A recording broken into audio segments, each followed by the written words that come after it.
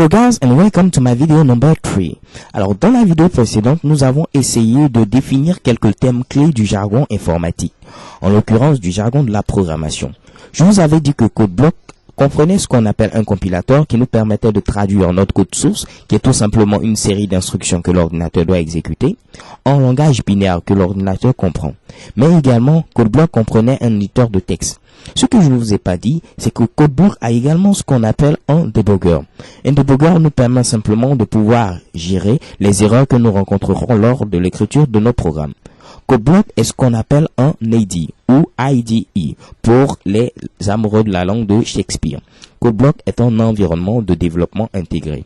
La plupart des environnements de développement intégrés comportent à la fois des compilateurs ou des interpréteurs. Je ne vais pas venir là-dessus parce que ça ne nous intéresse pas. Donc, comprennent des compilateurs, des éditeurs de texte et également un debugger.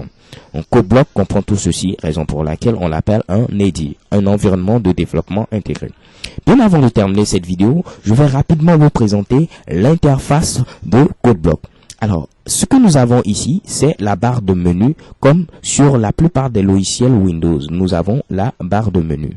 Tout en bas, nous avons la barre d'outils, qui est une série d'icônes qui vont nous permettre de pouvoir exécuter des tâches de manière beaucoup plus rapide.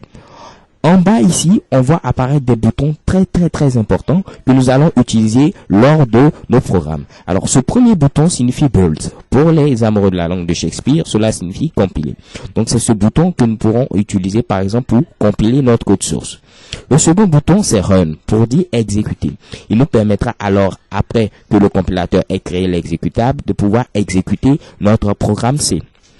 Pour faire les deux à la fois, c'est-à-dire compiler et exécuter, nous pouvons utiliser le troisième bouton. C'est généralement celui-là que nous allons utiliser. Parce que une fois que celui-là sera, disons, une fois que nous aurons cliqué sur ce bouton, nous pourrons à la fois compiler et exécuter notre code source. Excusez. Dernier bouton Rebuild, qui veut dire ici reconstruire, tout recompiler. Donc, lorsqu'on compile avec les premiers boutons ou ces trois boutons, ce premier bouton ou ce deuxième, en général, CodeBlock compile simplement les fichiers qui ont été modifiés. Alors qu'avec ce dernier bouton, on pourra recompiler tous les fichiers, que ce soit ceux qui ont été modifiés ou ceux qui n'ont pas été modifiés. Ici, on a ce qu'on appelle l'explorateur de fichiers de notre projet. Alors, lorsque nous allons créer un projet, avec cet emplacement ici, nous pourrons voir l'ensemble des fichiers qui composent notre projet. Cette section, quant à elle, représente la section principale. C'est à l'intérieur de celle-ci que nous aurons à écrire le code source de notre programme langage C.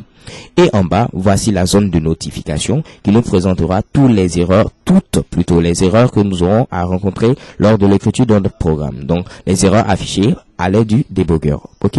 Le debugger qui nous permettra plutôt de pouvoir gérer tous les bugs du programme. Alors, j'espère avoir été clair. Je vous donne rendez-vous à la vidéo prochaine pour créer un nouveau projet C. Bye bye!